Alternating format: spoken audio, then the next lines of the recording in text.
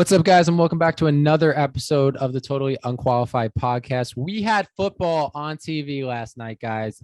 It was an awesome game. We're going to talk about it in a little while, give some of our playoff predictions. So this is going to be a good episode. How you guys doing today? Doing great. Just as excited as you guys are for football. That was such a good game last night. We did deserve that. Maybe we didn't deserve to watch the Cowboys on TV. We should have got another team. But yeah, it was so good. I loved every bit of it. It feels so amazing to have football back, and it couldn't have been a better season opener for sure. Yeah, absolutely. All right, you guys know how we start every single episode. We're going to do the guess that player. I'm out this week. All right, so Gage, this is your opportunity. This is your opportunity to start coming back. The biggest comeback since LeBron came back from 3-1. This is it. This is going to be in the history books if Gage comes back from this. What's the score? It's 6 to 1. Yeah. All right. Adam Rank is officially in the rankings. Adam Rank is ranked. He is. Yeah. All right. So obviously NFL player. I don't think we have to specify that anymore. It's NFL season. It's pretty much going to be an NFL player every time going forward.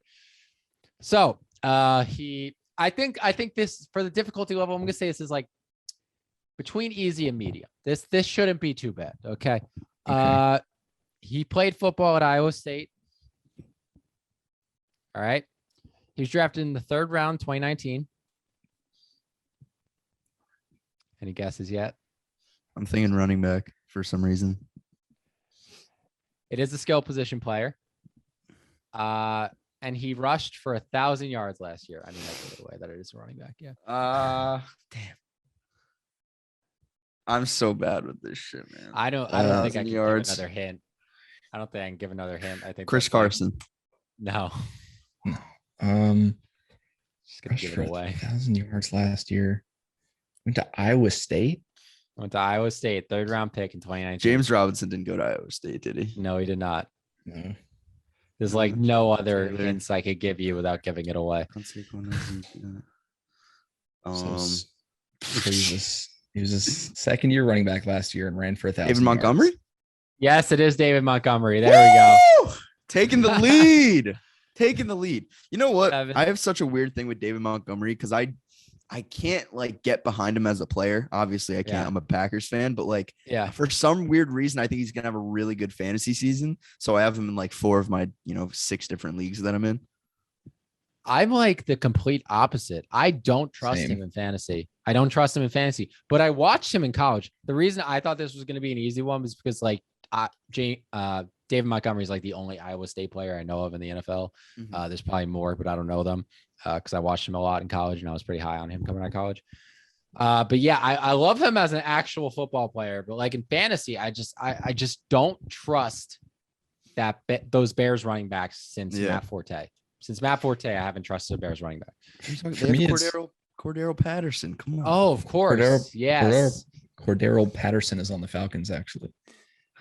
Oh yeah, he is. Yeah. Never mind then. But I don't trust David Montgomery mostly because of Matt Nagy.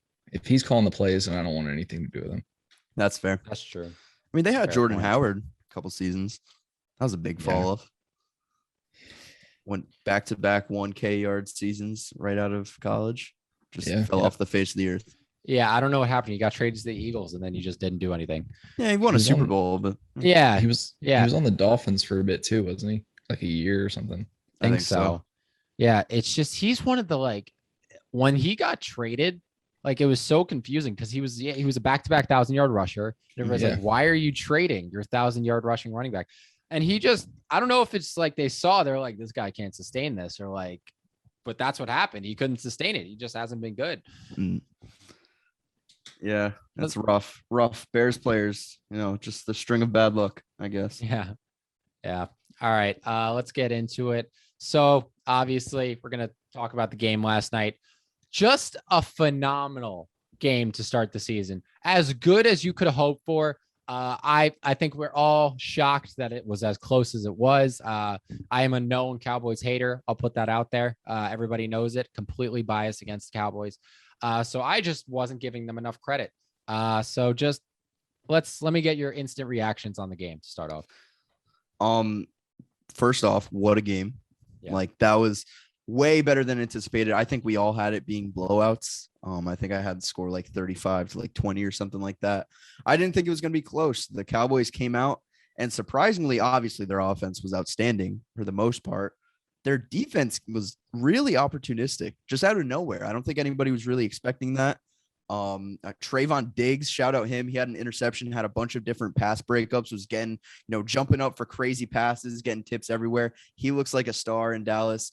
Their defense is coming together. And that's something that we didn't see last year. Micah Parsons was a big reason why, because he's that leader that they didn't really have. They didn't really have that voice. You could argue DeMarcus Lawrence, but, I don't think he's that crazy good player that he once was anymore. Dak Prescott was outstanding. I think my take was, I think he's going to break the passing yards record. And what does he do week 1? He comes out and throws for 403 yards on supposedly, one of the best top 2 defenses in the league, arguably. What I saw from the Bucs was, it's interesting. I've never quite seen a team like make so many mistakes, but still be able to win it in the end, and like comfortably too. Like, I don't think anybody was really sweating that they weren't going to go and get that game-winning field goal. It's Tom Brady. We know what he does. The Bucs secondary is looking pretty thin right now. They had some injuries last night. Jordan Whitehead didn't play. I can't remember. I think it was Jamel Dean who went out with an injury. Their secondary is looking like a weak link at that point of that team. So I would be worried there. Wasn't it? Was it? I think so. He dislocated his elbow. Oh, it was. Yep. You're right. Great game. Amari Cooper got me a lot of fantasy points. That's what we like to see. Yeah, it was fantastic. The game plan went about how I was expecting it to for the Cowboys, attack that secondary, because that's really the only weak spot on the Buccaneers, so to speak, which even really isn't that weak, but with that nasty receiving core that the Cowboys have. Speaking of which, Michael Gallup also went down with an injury. He's expected to be out like 3 to 5 weeks or something with a calf injury. Mm-hmm. So that sucks. But the Cowboys looked really, really good. I would say, obviously, the defense surprised all of us. We were not expecting them to come out and show out the way they did. Trayvon Diggs with a big step up, seemingly. He might pop off this season. He only allowed 1 reception when he was covering Mike Evans, which is crazy good. And then, Luke, to your point about about all the mistakes and stuff that the Bucs were making, they are the only team in NFL history to lose the turnover battle by 3, to allow over 100 penalty yards, or have over 100 penalty yards, and allow 450 plus yards and still win a game. Yep. So that just goes to show how much of a shootout this was, how crazy it was. The Buccaneers ended up pulling it out in the end. I think that they're going to fix a lot of the issues they had in week 1. It looked like a week 1 game, in my opinion, as far as the mistakes go, but great game. Yeah, you guys pretty much touched on everything there. The only thing I'm going to say is, did anybody have a doubt when it was 1 minute 24 left and the Bucs only needed a field goal? You gave Tom Brady the ball back with 1:24 and he only needed a field goal on that Cowboys defense. Like, come on. I was like, the Cowboys were celebrating. I was like, this is like textbook Tom Brady time right here. Yeah. This is too easy for him. Everybody saw it out better than that. I know. You saw his face on the sideline. Like, everybody knew what he was going to do there. Everybody knew he was going to march him down there, get them in field goal range, and do what he's done for 22 years, okay? His career is officially older than one of his teammates. His career is officially older than me. He got drafted before I was even born, which is crazy. Obviously, speaking about that last drive, there was a controversial play. One of my guys, Chris Godwin, did he push off? Did he not push off? What do you guys think?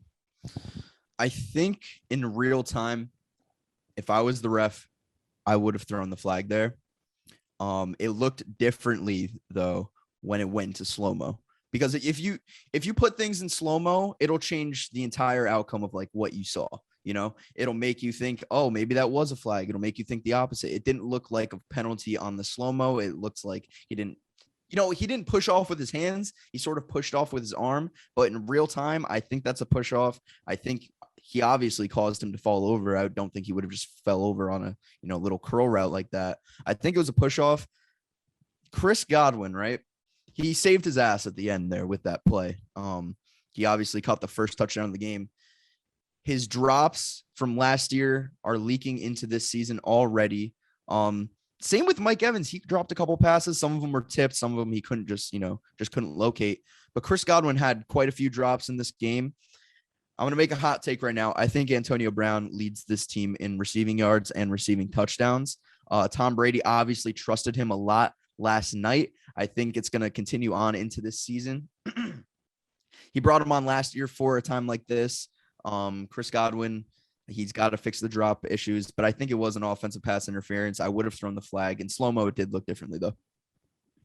Yeah, I agree. I don't know. I've been back and forth, especially in the Discord and stuff about it this whole time. I think that it was a push off as well. At least it appeared that way to me, especially in real time. It looks like he doesn't extend his arm fully, like straight into the defender's body, but it looks like he pushes him with his forearm as he goes to turn. Now, from other angles, because I've only really seen the one, it might be different. I think it could go either way. I'm not upset that the flag wasn't thrown there. It is what it is, but I lean more toward push off as well. As far as Antonio Brown goes, I've been saying it for a while now. You guys know I've been high on Antonio Brown in this Bucs offense, especially with his connection to Tom Brady. I think that he could be the wide receiver one on that team as well. I think he could lead them in a lot of stats. And he showed that last night. He's the go-to guy for Tom Brady if he's looking for chunks. That's why he had 121 yards on 5 receptions, like just balling out. It was like 24 yards per reception or something like that. So I love to see that. Even in the OG episode, when he asked us for our MVP and breakout player of the league, it's not really a breakout because it's freaking Antonio Brown, but that's who I went with. So very happy to see that. Obviously, it's only 1 week. We'll see how the rest of it plays out. But as far as the push off, I think it was a push.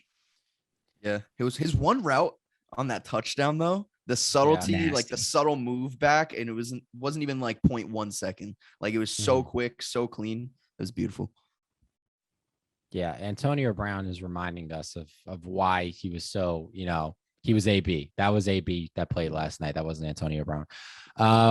But yeah, with the whole push off thing, I feel like I'm on the opposite side of you guys. I feel like in real time, I wouldn't have thrown the flag because the ref, if you saw the ref was kind of behind the play. Like, so he didn't have the greatest view of it.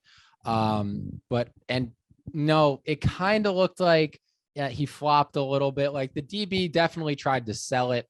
Like, yeah. Like you're not pushing around the 200 over to like a 220-pound man, like falling like that with that little, forearm that he gave him. I think it was a push off, but I thought it was a push off. Like I've seen other receivers do that and get away with it. I feel like every receiver pushes off at some point. Like it's just in those moments like that. Oh, the game hinges on this. Oh, that was a push off. Well, yeah, every receiver pushes off at some point. Pretty much like a lot of them. If not every route, if they can get away with it, they're probably going to do it a little bit.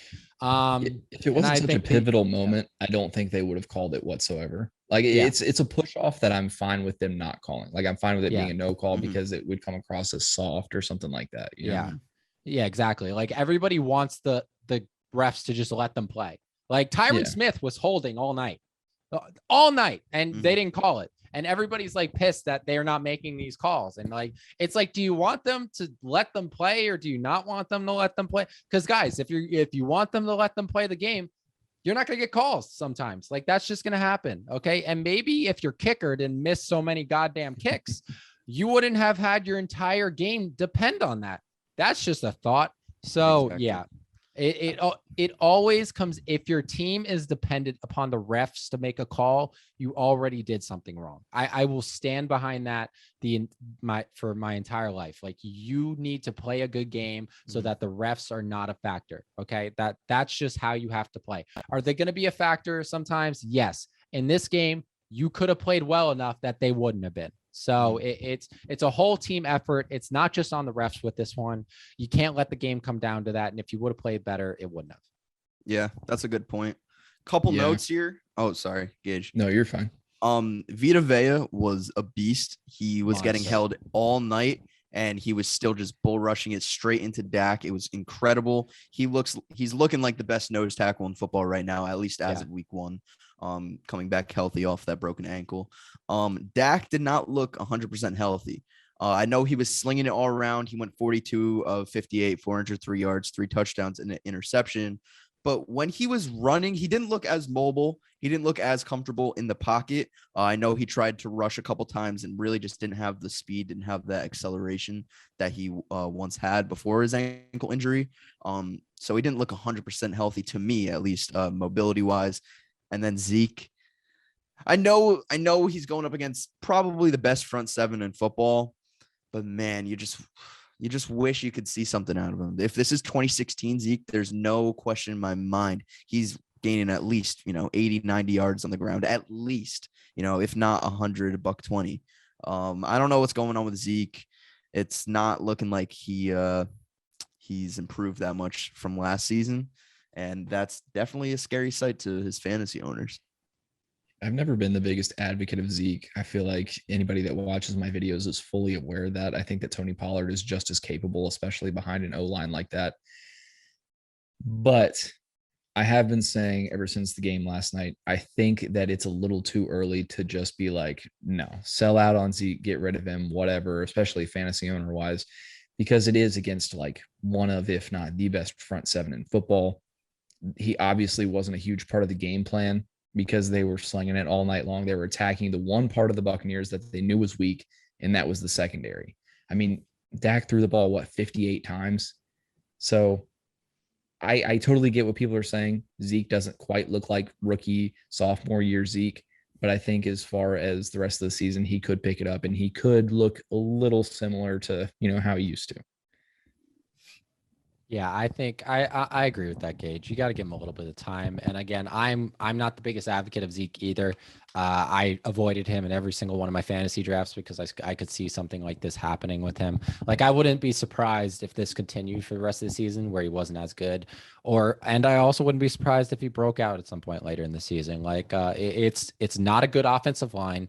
Vita Vea was just sunning everybody on that O-line last night. Like, holy shit, like you said, Luke, like he was that one play where he just rushed, where he just pushed the center into Dak.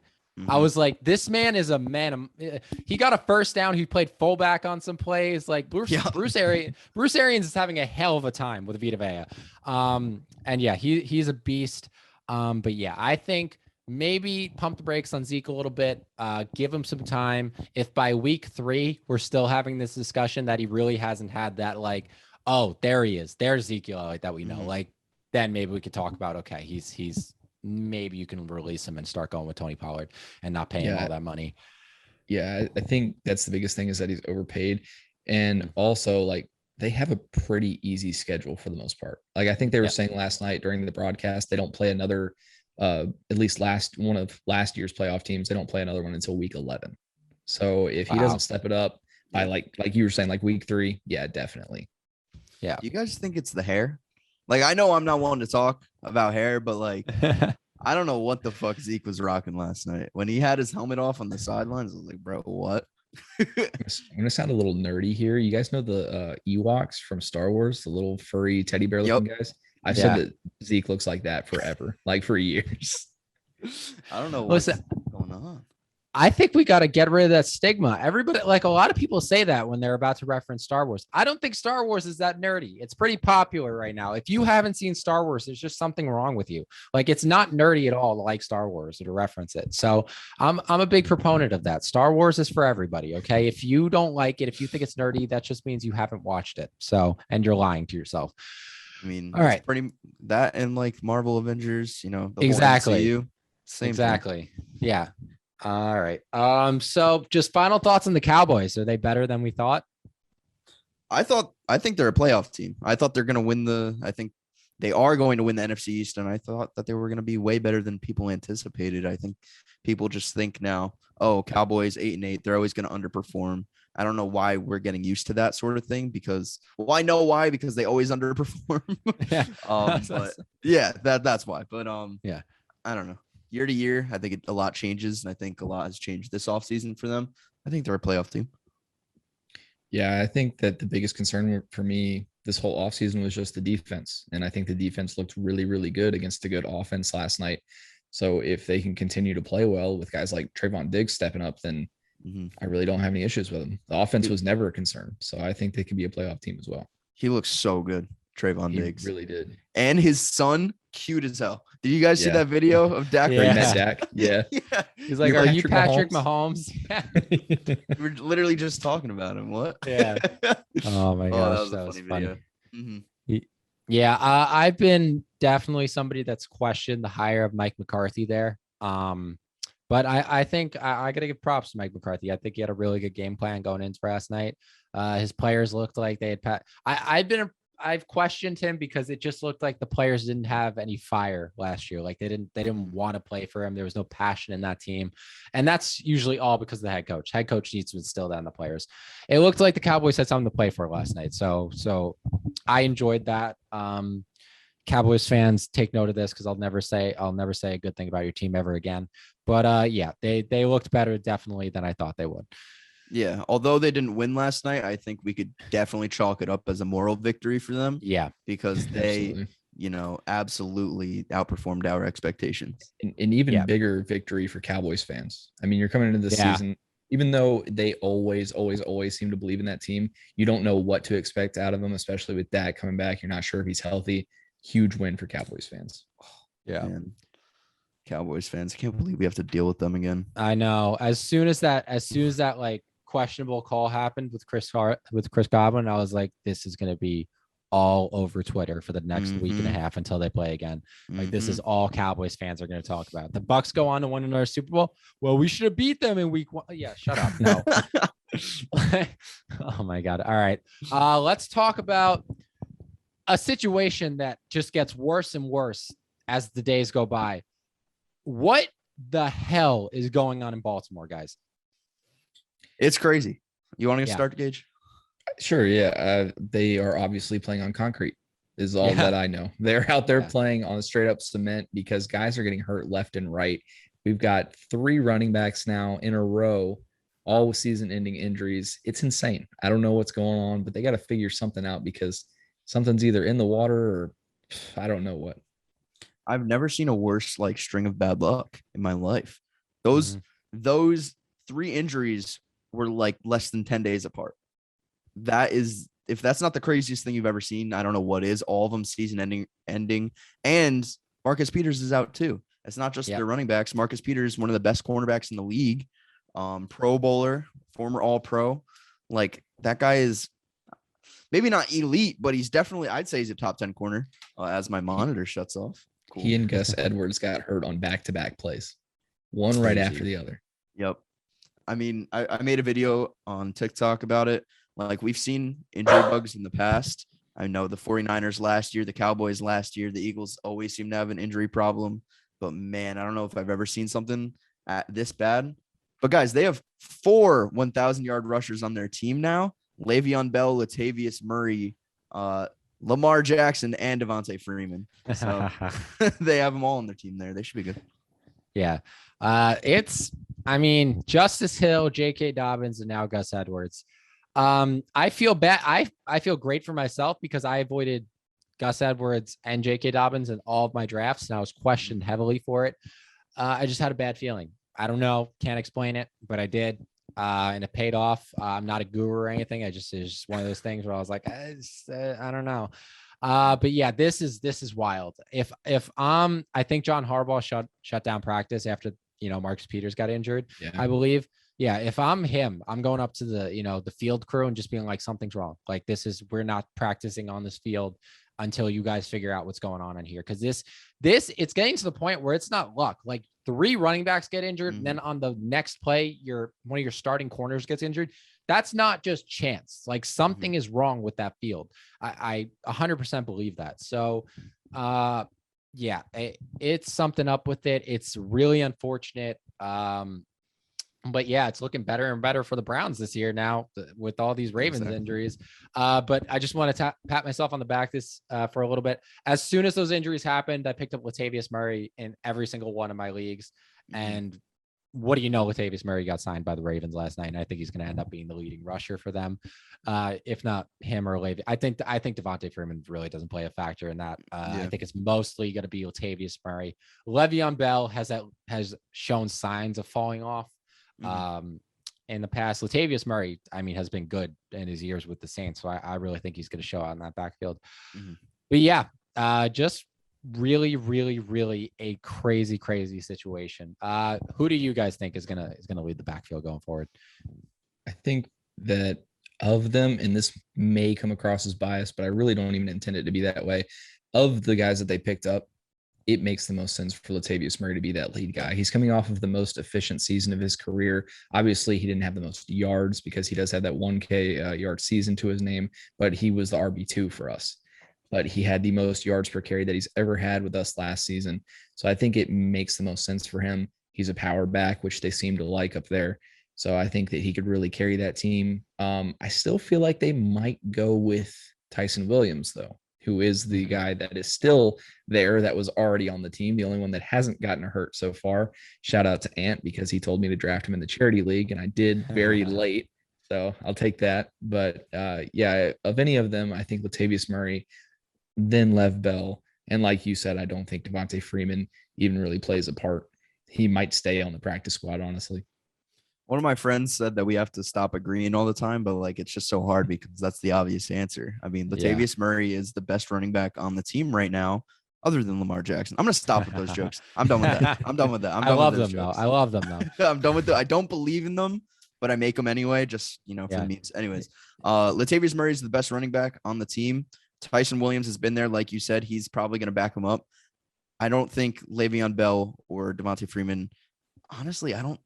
They already have Devontae Freeman on the 53, but come like playoff time, I don't particularly see either of them being on the squad. Maybe they go out and find someone else. I feel like Le'Veon Bell and Devontae Freeman are kind of washed, and they're just not scheme fits. If they are a power run team, Le'Veon Bell is not a power running back. If you try to use him as that, he's probably going to have a season like he had with the Jets a couple years ago. Same thing with Devontae Freeman, not a power running back. Those guys are receiving out of the backfield. I don't think that John Harbaugh is going to all of a sudden change the entire, offensive scheme to suit these guys.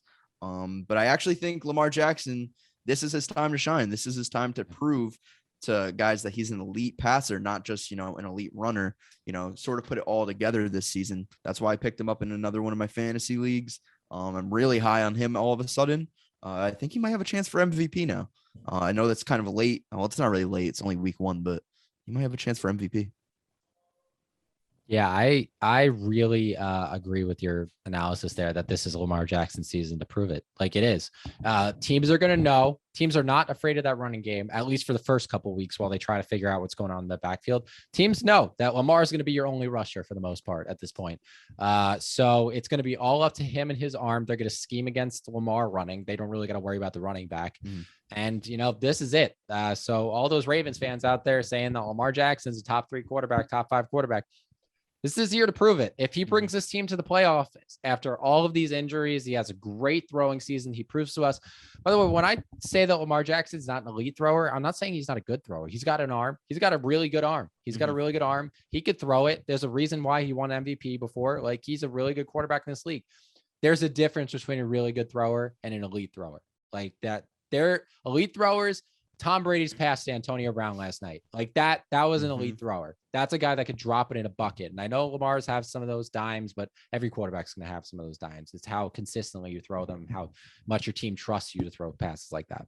But yeah, speaking of whether this team's going to get into the playoffs, we're going to make our playoff predictions for AFC and NFC. So who wants to start us off with that one? I guess I'll go ahead and take it first. And we're going to go from 7 seed to 1 seed, AFC and NFC, going to list them both. So for my AFC 7 seed, I've got the Broncos. Okay. And for my NFC, I've got them sneaking in. And for my NFC, I've got the 49ers. Okay. All right. Okay. Broncos sneaking in, huh? You really trusting Teddy? I'm taking it. I think that defense is going to carry him more than Teddy is. That fair. Defense is great. Yeah. That's fair. They have the offensive weapons too. I think Javonte Williams is going to have a breakout year. As for my 7 seed in the AFC, I have the New England Patriots. I think their free agent offseason additions were, just outstanding. They completely renovated the entire offense. As for NFC, I have the Washington football team coming in with the 7th seed. I think they're going to have the best defense in the league. Ryan Fitzpatrick. probably going to have a Ryan Fitzpatrick type season, probably going to be like 20 touchdowns, 20 interceptions, somewhere around there. But I think they get the job done behind Antonio Gibson and the rest of that offense. Yeah. So for my AFC 7th seed, I'm going to go with the Colts. I just think that defense is really good and that offense has a ton of weapons on it. And if Carson Wentz can stay even remotely healthy for the entire season, I think it's a very well coached team. And I think they could definitely get into the playoffs. For my NFC 7th seed, I'm going to go with the Panthers. You guys know how high I am on the Panthers this year, and Sam Darnold, Christian McCaffrey coming back, all those weapons. That defense is actually looking like it's up and coming.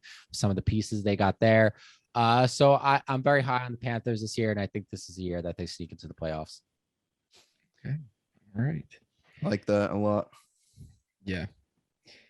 For the 6th seed in the AFC, I have the Tennessee Titans.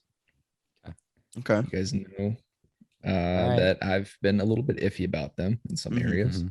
And then in NFC, if it weren't for last night, this would not be the way it is. I'm going to go ahead and say that. I did have a change of opinion. At 6, I've got the Cowboys. Wow. Yep. I like that. Their offense is just too good not to, put in there. Yeah. For my 6th seed in the AFC, I have the Indianapolis Colts. I think they're going to be led by an amazing defense. I think they're going to be top 5 once again. And I think Carson Wentz is going to have a comeback season. He might win comeback player of the year. He might be a candidate for sure. I think Frank Reich and the rest of that team sort of fixes him and molds him into the quarterback he was in 2017. In the NFC, I have the Seahawks making my 6th seed. Russell Wilson, top 3 quarterback in the league. DK Metcalf, Tyler Lockett, and the boys. Their defense, there's definitely some question marks on that defense, but Russell Wilson's going to lead this team, top 3 quarterback. That's all you really need. Yeah. I'm going to go with my 6th seed in the AFC. I'm going to go with the Broncos also to sneak into the playoffs. I do also believe that defense could carry them. And then their offense is actually sneaky good with their wide receivers, especially their running backs. Yeah, I believe in Javonte Williams too. And Teddy Bridgewater is a very capable quarterback to get them there if they don't, end up switching to Drew Lock at some point in the season, who I think actually gives them a better chance to get in there. And then in my 6th seed in the NFC, I'm going to go with the Seahawks. Same reason you said, Luke. Russell Wilson. That's really all you need to know. Really not the top dogs. No, I'm realistic. All right. At 5 in the AFC, despite all the injuries that we just talked about, I've got the Ravens. I think the Ravens are still capable of being a very good team. I think that Lamar Jackson, like Luke said, is still capable of having an MVP-like season yet again. And that defense is still good. I still really like the defense for them as well. Marcus Peters is going to be a big hit, but I feel like they've got some depth there. And then at 5 for the Vikings, I've got the other purple team, or I said for the Vikings. 5 for the Vikings. At 5 for the NFC, I've got the other purple team, the Minnesota Vikings. We've talked about them a lot as well. I'm very high on that defense, especially with Danielle Hunter coming back. I think that he's a sneaky defensive player of the year candidate, and that offense is pretty much consistently good. So I'll take them. Gage, I have the same exact 5 seeds. Ravens at the 5, Vikings at the 5. You said it best. I mean, Danielle Hunter coming back for the Vikings. A lot of people coming back, Michael Pierce included. That team is much improved. And then the Ravens. I originally had the Ravens winning the AFC North, but after these injuries to the running backs, I'm a little bit skeptical. I have them and another team with the same exact record, but just one winning off tiebreakers. We'll get to that in a second. Yeah. So for my AFC 5th seed, I'm going to go with the Patriots. Again, like I've said, Mac Jones looked really good in the preseason. Take it with a grain of salt. I'm always going to say that with preseason play. But Bill Belichick does not have a losing record 2 years in a row. Absolutely not. This is the greatest coach of all time. He doesn't allow that to happen. 5th seed in the NFC, I'm going to go with the 49ers. So if you haven't figured it out, yes, I do have 3 NFC West teams getting in because it is arguably the best division in football. Wait, so Gage, you don't have the Patriots making the playoffs, huh? No, I don't. Wow. I don't have the Patriots making the playoffs, and I don't have the Seahawks making the playoffs. Ooh. Which it could very likely come back and bite me, but we'll see what happens. All right, we're getting into our division winners now.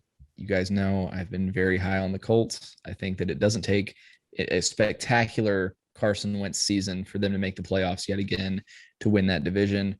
So I'm going to take them. I think that they're perfectly capable of getting in. Like you guys said, very well coached, great defense. That's all I need to see. And then for 4, I'm going to stick to my guns here with the OG episode. He and I had a lot of back and forth about this. I'm going to stick with the Giants. I'm going to stick with Joe Judge's Giants. Jesus. Even after watching the Cowboys play. And this, if anything, of all the things I've probably said on this podcast, could come back to bite me in the ass more than anything, but I'm going to stick with it. All right. Giants, huh? Danny Dimes. Gage, would you be willing to bet on that? Because I bet on my Sam Darnold pick. Oh. So you're asking that should be a rule on this podcast. If you make a wild take, you got to put some money where your mouth is. Not a lot, like $5-10, just something. You know what? You put $10 on your Sam Darnold take. I will put $10 on the Giants to win that. There we go. I do still need to bet on Matt Stafford as well. I will do that. Okay. I haven't forgotten. Should I bet on my division winners? In the 4 seed, I have the Detroit Lions. Nah, kidding. I was like, is he? No, I'm playing. 4 seed, I have the Dallas Cowboys in the NFC. I think they're going to have a top 3 offense in football led by Dak Prescott. In the AFC, I have the Cleveland Browns in the 4 seed. I have all of the division winners with like a ridiculous amount of wins. So I have the Browns going 13-4 and still getting the 4 seed. So that's just how good I think the division winners are actually going to be. So I have the Browns at 4. I have for my AFC 4th seed, I have the Titans winning that division. Yeah, I know the Colts have a chance, but I just don't. Yeah, they have the defense, and the Titans have that suspect defense. I don't know. I just think the Titans offense is too good. And even though that defense doesn't have a lot of great, like, notable pieces on it, I just think they're very well coached. And I just feel like the Titans are a shoo-in to win that division. So I got the Titans at the 4th seed in the AFC. And then in the NFC, 4th seed, I have the Washington football team. I've said this multiple times. They are arguably going to have the best defense in the NFL this year. They are just stacked at every level. It's going to, for my money, it's between them and the Bucs for best defense in the league. And yes, that means that I don't have the Cowboys in my playoffs. I know you shouldn't base things on the historical performance. And I know the Cowboys played really well last night, but to me, it could have been a fluke. They could have gotten up for that game. They had all offseason to get up for that game, and they were playing the Super Bowl, going into the Super Bowl champion's house. They could have gotten really hyped to play it, on national television. I just think it could have been a fluke. It could have been just a game that they really got all up for, and they could regress to the mean, come week 2, 3 forward. So until they prove to me that they can do this consistently, that they can play like this consistently, because I put the Cowboys in my playoffs in years past and they've let me down. Until this team proves to me that they can actually perform as well as they look on paper, I'm going to keep them out of my playoffs. So yes, Washington football team at 4. Okay. They're a good team. They really are. They're a good squad. Yeah, I can't hate you putting Washington over the Cowboys. At 3 in the AFC, I have the Cleveland Browns. I think that they are going to win that division. Obviously, the Ravens still sneak in, but Browns take it. And then at 3 in the NFC, despite Matt Stafford winning MVP this season, the Rams are going to be the 3 seed, I think. Okay. Ooh, all right. I might get a little bit of hate for these 3 seeds. At 3 for the AFC, I have the Buffalo Bills. Wow. And it's not so much because I think they're going to be bad. Obviously, I have them winning the division. And I have them going 13-4 as well. I'll get to why I have them at 3 in a second. And then the NFC, I have the Tampa Bay Buccaneers. I know that they're coming off of a Super Bowl win. And I know that a lot of people are looking at them as the best team in football, rightfully so. They brought back all 22 starters, but that doesn't necessarily mean that they're going to be the Super Bowl, winning team this year. We have yet to see that anyways. I have them at 3. No particular reason. I just sort of have a weird feeling that they're not going to live up to those expectations of, being a top, 16-0 or 17-0 team now, like Skip Bayless is projecting them to go. I have them at the 3 seed. I know I'm probably going to get some shit for that. Ooh. Okay. Hot take. It is a hot take. Yeah. Yeah. Yeah, I'm gonna agree with Gage on this one. Have the Browns at 3 in my AFC playoffs. They're just really good team. This is not your grandpappy's Browns, people. This is a very good Browns team, and I don't have the Ravens getting into the playoffs at this point. There's just so many injuries on that team, which raises so many questions for me about that practice facility. And it's not crazy to think that more injuries happen with all these injuries that are occurring already. So it's just too much for me to really think that this team's going to be able to overcome it. So I'm not going to have the Ravens making the playoffs this year. In the NFC at the 3 seed, I have the Packers. Again, not saying the Packers are bad. I just think the 2 teams I have above them are better. That's it. That's fair. Okay. Completely fair. Yeah. So before we move on to the 2 seed, let me ask you guys this real quick. With the Ravens injuries and everything, especially you, Jake, with you having them like not getting into the playoffs at all or anything, do you think that they still come in second in that division though? Yes, I do. Okay. Yeah. Gotcha. I was wondering, I was like, damn, is he going to have the Steelers leapfrog him or something? No, the Bengals actually. Yeah, why are we absolutely. Joe Burrow, Trey Hendrickson, Jamar Chase? NFL balls are harder to catch. Oh my gosh. CJ Uzama, best tight end in the NFL. Oh yeah. My 2 seeds in the AFC, it's the Kansas City Chiefs. And then in the NFC, I have got the Tampa Bay Buccaneers. Alrighty. So the Super Bowl matchup I have in the 2 seed spots. Interesting. Okay. My 2 seed in the AFC are the Tennessee Titans. I have to back my guy. You do. Ryan Tannehill. I'll bet on Ryan Tannehill. I might have already bet on Ryan Tannehill. I can't remember if I did or not. I'll have to check. If not, I'll do it again. Maybe I'll do 2. Yeah, I think Ryan Tannehill wins the MVP with Julio Jones, with AJ Brown. They actually don't have Jonnu Smith anymore, but Anthony Ferkser behind him is a solid tight end. I think Ryan Tannehill pops the fuck off this season and wins the MVP and leads the Titans to the 2 seed, barring their terrible secondary. And in the NFC, the 2 seed, I have the Los Angeles Rams. I think they're probably going to have a top 3 defense, no doubt in my mind. They have possibly the 2 best defensive players in football, and Jalen Ramsey, Aaron Donald. They did lose some pieces in the secondary, like John Johnson. Darius Williams stepped up last season, though. I'm liking the Rams this year. I think their offense is going to be similar to what we saw in the early days of the Sean McVay tenure when they had Todd Gurley and they had Jared Goff. Definitely not the same offense, but, in terms of like being top of the league, I think they're going to have a really good offense. All right. In the 2nd seed for my AFC, I have the Buffalo Bills. Obviously going to be one of the best teams in the league this year, as will be my 2 seed in the NFC and the Los Angeles Rams. I think Matt Stafford's a huge addition there, as we all do. And I think Sean McVay is really going to unleash the full potential of his offense this year. And I think it's going to result in a very good record for the Rams this year. I like that. I like those picks. In the 2 seeds, I had last year's Super Bowl matchup. And in the 1 seeds, I have the teams that I had going to the Super Bowl in my prediction last season toward the end of last season. For the AFC, I have the Buffalo Bills as my 1 seed. And for the NFC, I have the Green Bay Packers as my 1 seed. I think both of those teams are going to step up. They're going to have insanely high-powered offenses. I think those defenses are going to improve even more so. And I think they're going to lead their teams to 1 seeds. Love that pick.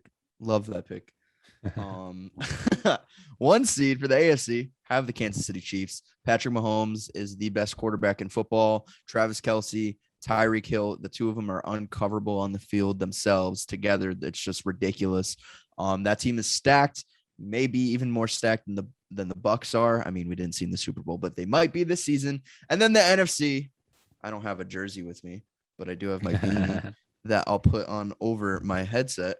I have the Green Bay. This looks fucking stupid. I have the Green Bay Packers They are going to be the best team in football this season, guys. Wow. They're coming back with virtually the same exact team as they had last year. And I think the same exact team that they had last year is good enough to win the Super Bowl this year. I'm telling you right now, Packers win 17 games this season in the regular season. Let's fucking go. Let's go. Saints and Packers on Sunday. Oh my God, I'm going to be belligerent. Oh my goodness. Let's go. Wow. Okay. I don't feel as passionately about my 1 seeds, but obviously for the AFC, best team that's left, I'm gonna have the Houston Texans at number 1. Yeah, I'm kidding. It's gonna be the Chiefs. And at number 1 in the NFC, I'm gonna also have the Bucks. Just those teams are on top for me until somebody proves me otherwise. Both of them. I mean, the Chiefs had a more impressive offseason as they just completely rebuilt their entire offensive line in one offseason. Which is insane to me as a Seahawks fan. And then the Bucks, they looked a little slow last night. I expect that to change.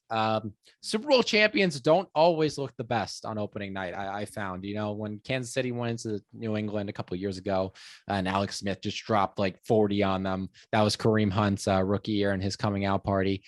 So I fully expect this Bucks team to get back to midseason form by midseason.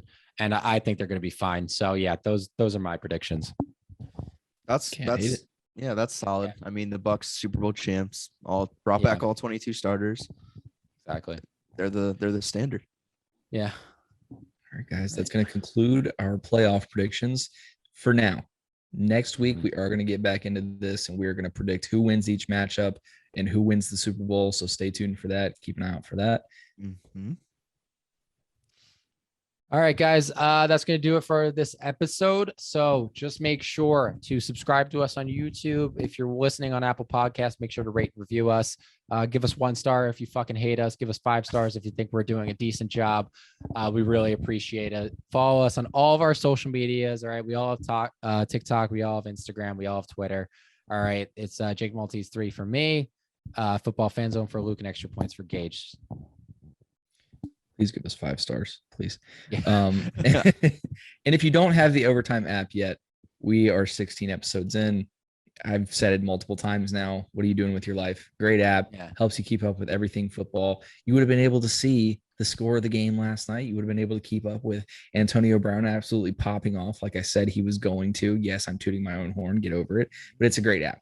Go download it at the link in our bios, and you're not going to regret it. And guys, if you're looking for a new app to place prop bets, make sure to go check out Thrive Fantasy and use code TOTALLY. That's TOTALLY. There's a new promotion going on. 100% deposit match up to $100. If you're putting in $20, you're going to match $20 right there. If you deposit $10, you get 1 free ticket to their Sunday NFL contest. $100,000 they're giving away. And if you go ahead and deposit $20, you're going to get 2 free tickets to their NFL Sunday contest with $100,000 on the line. Make sure to go check out Thrive Fantasy and use code TOTALLY. Thank you guys so much for listening, and we'll catch you guys on the next episode.